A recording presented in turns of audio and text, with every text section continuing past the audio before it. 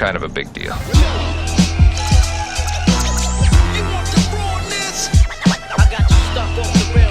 Now this got me a little bit excited because when I saw the name of this fragrance, first thing that came to my head was, oh shit, the hood narcotics, right up my alley. But this house is known for making some strong, bold fragrances. But to call it this, well, let's roll my motherfucking music and find out if the name matches the product. Sexy motherfucker.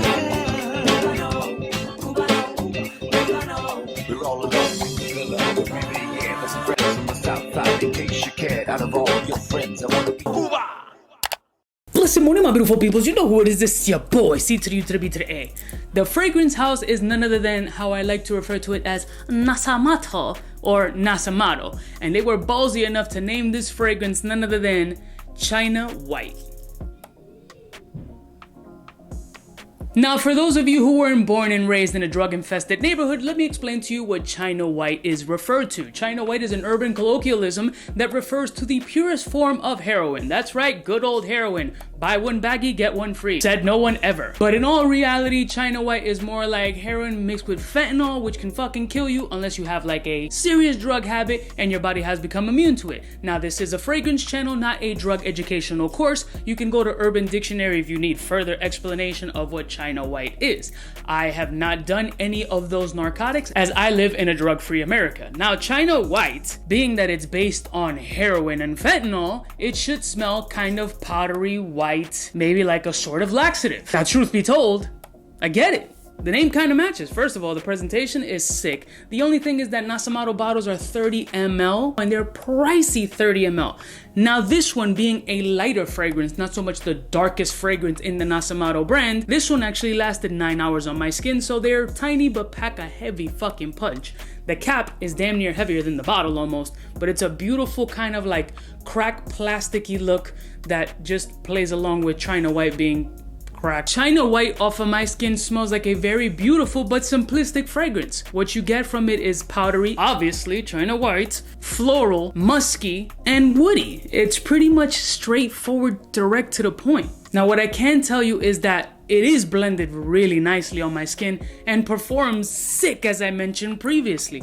This is actually, I feel like, an underrated fragrance because although the note breakdown seems so simplistic, it smells sick. It's not overly floral where it smells, you know, very feminine or anything like that. It actually smells very pleasant, very bright. I mean, to me, I feel like it has a nice versatility to it. I would like to see how this would do in the summertime, how that powderiness and that floral would combine. For the spring, fall, and winter, I think this performs very well on my skin. It's brick-ass cold right now. I can't find my nuts. They're extremely shriveled, but it still performed 9 hours on my skin, which is super impressive.